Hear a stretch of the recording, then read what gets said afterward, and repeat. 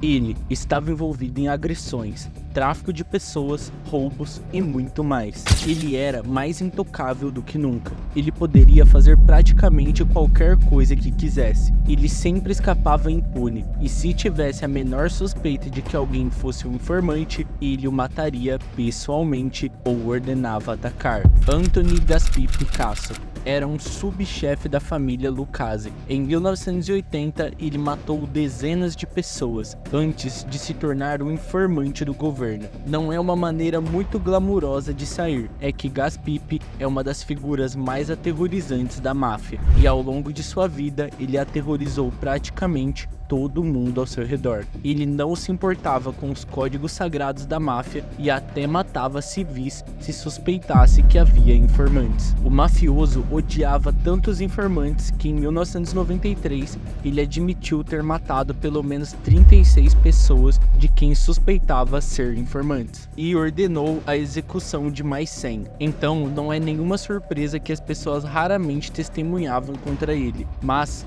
primeiro, vamos voltar para onde tudo começou. Esta é a história do chefe da máfia que era um psicopata.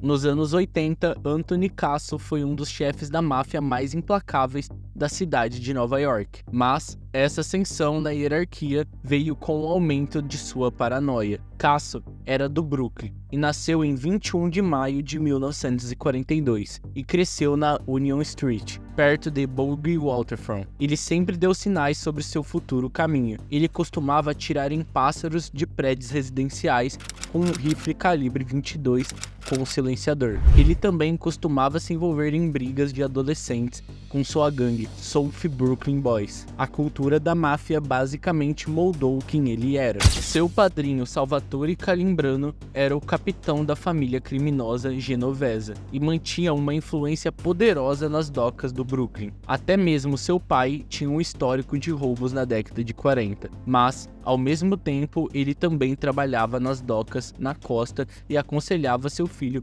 para ficar fora daquela vida. Mas esse conselho entrou por um ouvido e saiu pelo outro. O jovem Anthony era muito impressionante e admirava tanto o passado de seu pai que até se apelidou de Gaspee, em homenagem à suposta arma favorita de seu pai. E isso foi apenas o começo de sua jornada com a máfia. Aos 21 anos foi recrutado pela família criminosa Lucchese, ao mesmo tempo em que fazia parte do terceiro maior grupo mafioso de toda a cidade, atrás apenas do Gambino e das famílias Genovese. No início ele era um lobo solitário e um contador executor de Christopher Furnari.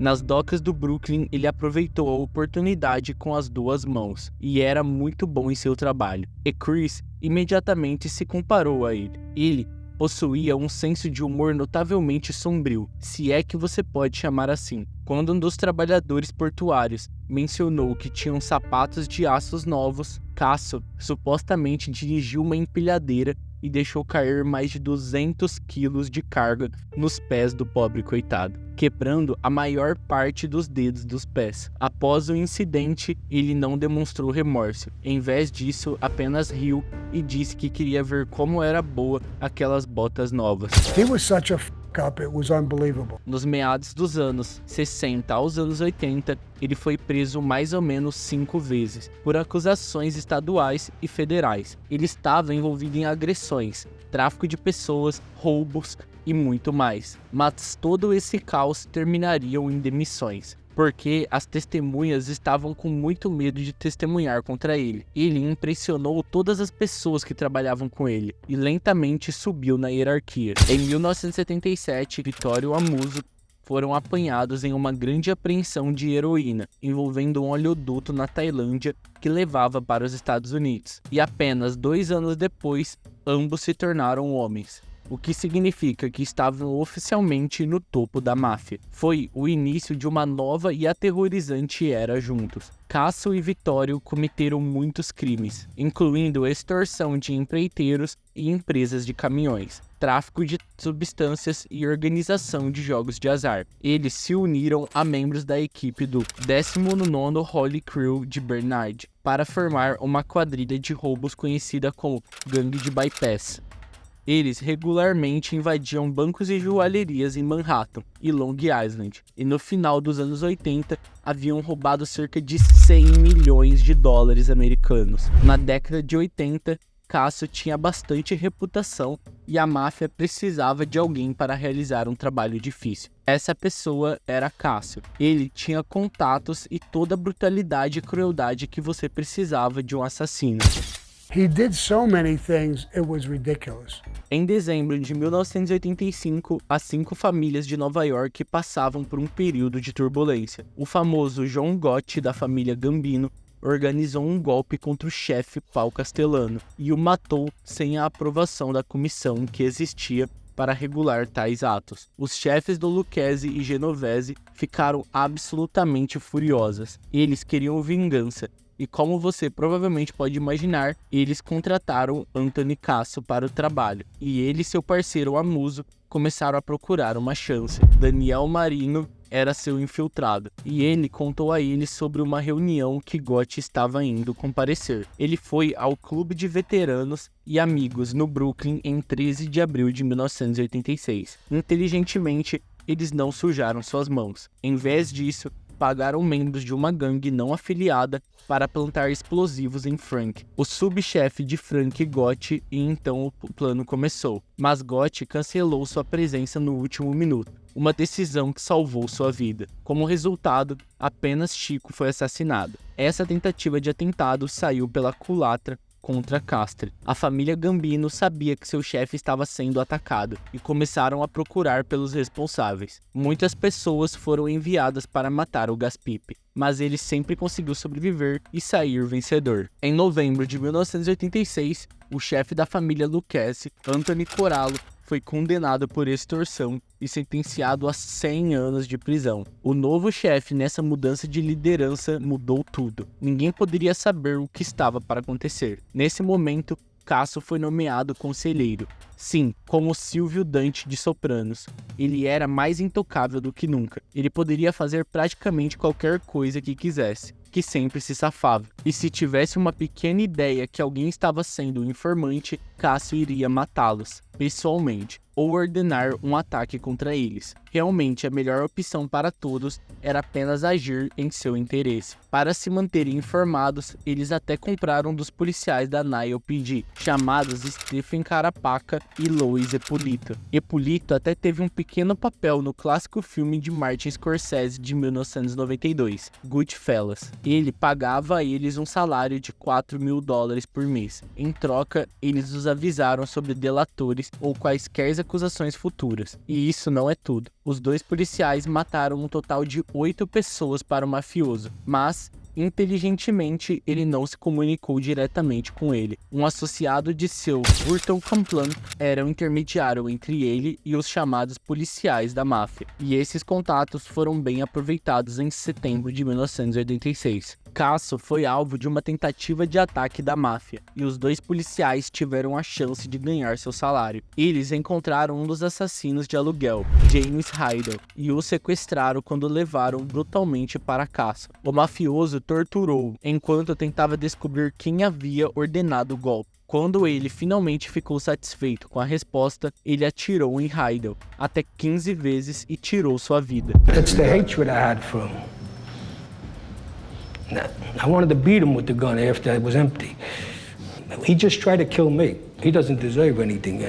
That's the law anyway. Enquanto Cassio estava espalhando terror em Nova York, o FBI o estava vigiando. Ele estava gastando uma quantia absurda de dinheiro em ternos, quartos de hotel e contas de restaurante. Eles estavam esperando que ele escorregasse. Em 1990, Cassio foi nomeado chefe. Ele estava matando um informante suspeito em todos os lugares, do Harlem ao Brooks, e até mesmo em Nova Jersey. No início dos anos 90, ele havia assassinado pelo menos 17 indivíduos. Ele era um homem de bom gosto e começou a construir uma mansão de $1 milhão na área de Milbazin, no Brooklyn. Mas Enquanto ele aproveitava seu tempo no topo, os corpos continuavam aparecendo dentro de porta-malas. Homicídio se tornou a marca registrada de Amuso e Casso. Nem sequer se importava se alguém era um estranho, um rival ou mesmo parte de sua própria família. Se alguém os irritasse, mesmo que levemente, eles o matariam. Ninguém estava fora de seus limites. A facção da família em Nova Jersey uma vez se recusou a enviar mais de 50% dos lucros ao cartel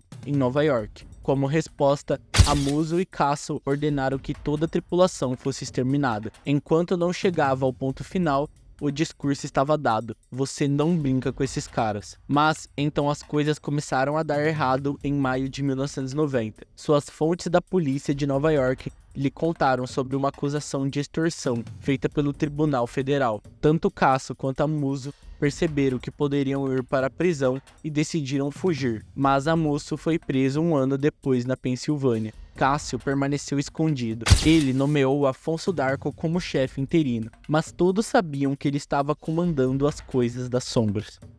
Ele continuaria a ordenar ataque da máfia nos próximos 2 anos, e em um ponto ele até matou seu arquiteto por reclamar sobre atrasos no pagamento de sua mansão de $1 milhão. E em novembro de 1990, os 2 policiais corruptos estavam de volta às ordens de Cássio. Eles assassinaram um membro da família Gambino Capo, Edward Lino. Cássio suspeitou que Lino estava envolvido no atentado contra sua vida, e por esse trabalho extra, ele deu a Ippolito e Carapaca $65 mil. Em outra ocasião, ele ordenou o assassinato de Peter Chodo, um colega mafioso suspeito de ser um informante. Ele foi baleado 12 vezes em um posto de gasolina, mas sobreviveu ao ataque. Cássio enviou uma ameaça direta de que se o Fat Pat testemunhasse contra ele, o mafioso mataria suas esposas. Milagrosamente, Chiodo foi um dos poucos que sobreviveram à ira de Anthony Cássio, e isso era inédito. Finalmente, Afonso D'Arco tomou nota de toda a carnificina ao seu redor e percebeu que Cássio não estava apenas atacando informantes. Ele estava executando um indivíduo sem remorso e muitas vezes sem motivo, o que o tornava mais aterrorizante do que nunca. D'Arco temia pela vida de seus filhos e decidiu entrar em contato com o FBI. Ele tornou-se uma testemunha do governo e deu a eles muitas informações super valiosas. Cássio estava mais fora do controle do que nunca, e em 1992 e 1993, respectivamente, ele tentou fazer o impensável, ordenando ataques a um promotor federal e a um juiz. O diretor da Força Tarefa Criminal disse que todas as famílias mais poderosas não estavam bem organizadas e que a instabilidade permitia indivíduos como Cássio. Cássio disse que ser um chefe da máfia era como ser uma estrela de cinema. Better than being a Hollywood star. No matter where you go with your family, they don't know what to do for you, the people. I mean, don't get me wrong, they know you're a gangster, they know what you are. They go all out for you. William Duron, chefe da divisão criminal de Nova York do FBI, não ficou nem um pouco impressionado com Cássio. Ele afirmou que o mafioso não era brilhante, ele era apenas um assassino psicótico. William expressou que estava consternado e frustrado por terem demorado tanto, mas prometeu que eles iam pegar ele, e sua previsão logo se tornaria realidade. Really, within a world of criminals that are bad people, that are killers, who are just treacherous, deceitful people, he stands out. Em janeiro de 1993, a era horrível de Cássio chegou a um fim anticlimático. Ele estava saindo do banho na casa de sua amante em Nova Jersey, quando encontrou agentes federais esperando por ele. Ele foi levado sob custódia e estava bastante claro que não havia como ele escapar impune. Apenas um ano depois, ele se declarou culpado de 74 acusações criminais,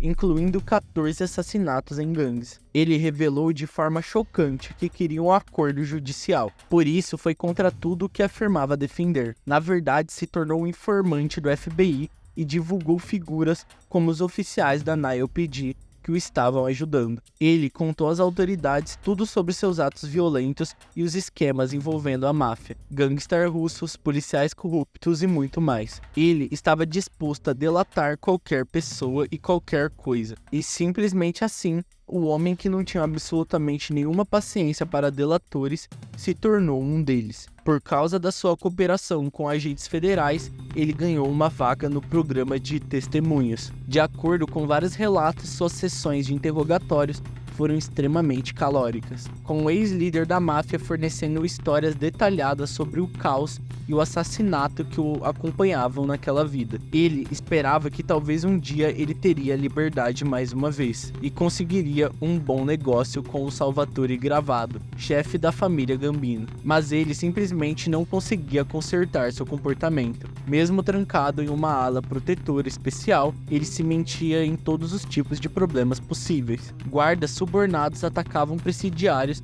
e contrabandeavam tudo o que ele queria e levava para dentro das instalações. Ele também batia em qualquer um que falasse sobre suas atividades ilegais. O verdadeiro problema para os federais era que ele era mentiroso compulsivo e muitas vezes inventava coisas. Em 1967, os federais rasgaram os papéis e falaram: desista do acordo e acuse-o mais uma vez. To be a gangster, be a gangster. If you want to be a government witness, come and be a government witness. You can't straddle the line because we are going to pull the plug on the cooperation agreement if we catch you doing that. And with Casso, that's exactly what happened. It was his decision not to come on board 100%. Ele foi julgado em um tribunal adequado desta vez, e um ano depois, Gaspipe foi condenado por extorsão, conspiração para cometer assassinato, suborno, assalto e evasão fiscal. Ele foi enviado para a prisão por 455 anos, enquanto cumpria pena na penitenciária dos Estados Unidos, em Tucson, Arizona. Ele percebeu que não estava tão saudável como costumava ser, e em 2009 foi diagnosticado com câncer de próstata. A próxima década de sua vida foi atormentada por vários problemas de saúde, incluindo doença arterial coronariana, doença renal, hipertensão, doença de bexiga e problemas pulmonares devido a anos de tabagismo. E neste ponto, ele já estava atormentado por problemas com os pulmões e estava em uma cadeira de rodas. Ele solicitou às autoridades uma libertação compassiva, mas isso foi negado, porque o juiz acreditava que ele ainda representava um perigo para a comunidade. Pouco mais de um mês depois, em 15 de dezembro de 2020, Anthony Casso faleceu em um ventilador na UTI aos 78 anos. Para eu continuar trazendo esse conteúdo, que é extremamente boicotado pelo YouTube, peço que se inscreva no canal e, se possível, pode enviar uma mensagem para mim, por qualquer valor no Pix, usando este QR Code, já que este conteúdo é muito raro monetizar. Muito obrigado e até a próxima.